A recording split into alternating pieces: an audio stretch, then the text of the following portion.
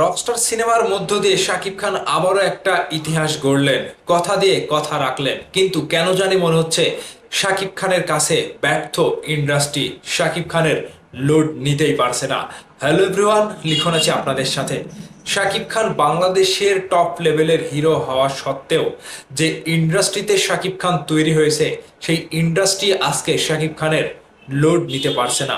ইন্ডাস্ট্রির পরিচালক, প্রযোজক, ইন্ডাস্ট্রির লেখক, ইন্ডাস্ট্রির প্রত্যেকটা কলা কৌশলী শাকিব খানকে তার পর্যায়ের, শাকিব খান যে বড় মাপের তারকা হয়েছে, শাকিব খানের সবকিছু পূর্ণ করতে যেন কোথাও ব্যর্থ হয়ে যাচ্ছে। কেন বলছি এই কথা? বাংলাদেশে একটা নায়িকা শাকিব খানের ধারের কাছেও যেতে পারে না। বাংলাদেশি একটা নায়িকা শাকিব খানের কাছে কচি মনে হয়। 50 বছর বয়সেও শাকিব খানকে নায়িকা হিসাবে সেট আপ করতে বাহিরের রাষ্ট্রে কিংবা বাহিরের দেশে যেতে হয়। একটা গল্প লেখার সাহস বাংলাদেশের কোনো লেখক পায় না। বাহিরের ইন্ডাস্ট্রি থেকে গল্প লেখার রাইটার নিয়ে আসতে হয়। একটা ক্যামেরাম্যান বাংলাদেশে শাকিব খানের সামনে ক্যামেরা ধরতে ভয় পায়। একটা প্রযোজক, একটা পরিচালক শাকিব খানকে নিয়ে সিনেমা করার আগে 100 বার ভেবে চিনতে সেই সিনেমাতে হাত দেয়। একটা কণ্ঠশিল্পী শাকিব খানের লিপে গান দেওয়ার আগে 1000 বার ভেবে চিনতে গান লেখে। এই যে প্রত্যেকটা সেক্টরে শাকিব খানের কাছে কাজ করতে গেলেই ইন্ডাস্ট্রির প্রত্যেকটা সেক্টরের কলা কৌশলীরা এতবার ভাবার পরেও শাকিব খানকে প্রমাণ দিতে পারে না, কিংবা শাকিব খানের সময় উপযোগী কাজ তারা উপহার দিতে পারে না। ইন্ডাস্ট্রির দিকে তাকালে শাকিব খান অনেক বড়। যে ইন্ডাস্ট্রিতে শাকিব খানের জন্ম হয়েছে, সেই ইন্ডাস্ট্রি আজকে শাকিব খানের লোড নিতে পারে না। এটা বারংবার প্রমাণ করে দিয়েছে মেগাস্টার শাকিব খান। প্রিন্স পরবর্তী সময়ে শাকিব খান প্রিন্সের প্রেস মিটে যে কথাটা দিয়েছিল, আমি কথা দিচ্ছি এর থেকেও বড় কিছু নিয়ে হাজির হব এবং আপনাদের কাছে নিজের সর্বোচ্চ দিয়ে চেষ্টা করব, ঠিক সেটাই কথা রেখেছেন মেগাস্টার শাকিব খান। আজকে ইন্ডাস্ট্রির একটা নায়িকা শাকিব খানের কাছে মানানসই হয় না। শাকিব খানের সাথে যতগুলো নায়িকা ইন্ডাস্ট্রিতে কাজ করে গিয়েছে সমসাময়িক কিংবা শাকিব খানের বয়স অনুযায়ী, সেই সকল নায়িকা কিন্তু আজকে বৃদ্ধ। শাকিব খান ঠিকই দাঁড়িয়ে রয়েছে। ইন্ডাস্ট্রিতে শাকিব খানের কণ্ঠে যে সকল শিল্পী কণ্ঠ দিয়েছে, সেই সকল শিল্পীরা কিন্তু শাকিব খানের সাথে আর ম্যাচিং করে না। ইন্ডাস্ট্রিতে যে সকল পরিচালক শাকিব খানকে দিয়ে দিনের পর দিন কাজ করেছে, প্রায় 100টিরও 150টিরও বেশি সিনেমা করেছে, সেই সকল পরিচালক আজকে শাকিব খানের কাছে এসে পাত্তা পায় না। ইন্ডাস্ট্রির ক্যামেরাম্যান বলেন, ডিওপি বলেন, শাকিব খানের কাছে ব্যর্থ।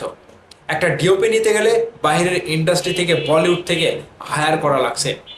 একটা চলচ্চিত্রের গল্প লিখতে গেলে ইন্ডাস্ট্রিতে এরকম লেখক পাওয়া সম্ভব না। একটা ডান্সার পেতে গেলে ইন্ডাস্ট্রিতে শাকিব খানের সাথে ম্যাচিং করে ডান্সার পাওয়া সম্ভব না। একটা কোরিওগ্রাফার নিতে গেলে বাহির রাষ্ট্র থেকে নিতে হচ্ছে। এগুলোই হচ্ছে শাকিব খানের কারিশমা। শাকিব খান বরাবর নিজেকে এমনভাবে প্রেজেন্ট করেছে, ইন্ডাস্ট্রি যখন শাকিব খানের বিরুদ্ধে চলে যায়, শাকিব খান একাই কিন্তু নিজের স্ট্রাগল দিয়ে নিজেকে পরিবর্তনের ছোঁয়ায় মেলে ধরেছে। কিন্তু পরিবর্তন হতে পারেনি আমাদের ইন্ডাস্ট্রি, পরিবর্তন হতে পারেনি আমাদের ইন্ডাস্ট্রির সিস্টেম। আর সিস্টেম অনুযায়ী শাকিব খান মহাতারকা কিংবা গ্লোবালি তকমা যেভাবে পেয়েছে, সেই জায়গা থেকে ইন্ডাস্ট্রির অনেকেই ব্যর্থ, কিন্তু সমালোচনায় তারা সফল। শাকিব খানের সমালোচনা করতে গিয়ে তারা নিজেদের অবস্থান হারাচ্ছে। শাকিব খানের সমালোচনা করতে গিয়ে ইন্ডাস্ট্রিকে তুলে দিচ্ছে, কিন্তু শাকিব খান নিজের জায়গা থেকে নিজের জায়গাটা দখল করে তকমাটা নিজেই গ্রহণ করছে কিংবা তকমাটা নিজে অর্জন করছে। এভাবে শাকিব খানকে যদি ইন্ডাস্ট্রি বারংবার কাজে ব্যর্থ করে, শাকিব খানকে না, ইন্ডাস্ট্রি যদি শাকিব খানকে নিয়ে কাজ করতে গিয়ে বারংবার ব্যর্থ হয়, সেই দায়ভার শাকিব খান নেবে না। সেই দায়ভার ইন্ডাস্ট্রিকে নিতে হবে, ইন্ডাস্ট্রির মানুষদেরকে নিতে হবে। কারণ আপনারা টেকনিশিয়ান কিংবা টেকনোলজির দিক থেকে এখনো পিছিয়ে রয়েছে। কিন্তু আমি ধন্যবাদ জানাবো স্পেশাল ভাবে রকস্টার টিমকে। বাংলাদেশের ডিওপি দিয়ে, বাংলাদেশের কালার গ্রেডিং মাস্টার দিয়ে, বাংলাদেশের বিজিএম মাস্টার দিয়ে আপনারা যেভাবে শাকিব খানকে প্রেজেন্ট করেছেন, এটা ছিল ঠিক ভিন্ন টাইপের কিছু একটা ধামাকা। আর এই গুজবাম দিয়ে শাকিব খানকে আবারও রকস্টার বানিয়ে গ্লোবালি সুপারস্টার তকমা দিয়ে রকস্টার টিম প্রমাণ করে দিল আমরা চেষ্টা করলে পারি। কিন্তু বিগত দিনে যা কিছু হয়েছে, শাকিব খানকে ব্যবহার করতে পারেনি, শাকিব খানকে সেই সময় উপযোগী করে তুলতে পারেনি। বাংলাদেশের ইন্ডাস্ট্রি ব্যর্থ, কিন্তু রকস্টার দিয়ে একটু হলেও বাংলাদেশের সুনাম কিংবা বাংলাদেশের টেকনিশিয়ানদের কাজে লাগিয়ে ভিন্ন কিছু করার নামে রকস্টার, ভিন্ন কিছু করার নামে আসমান রুশো। আমি স্পেশালভাবে আবারও ধন্যবাদ জানাই রকস্টার টিমকে।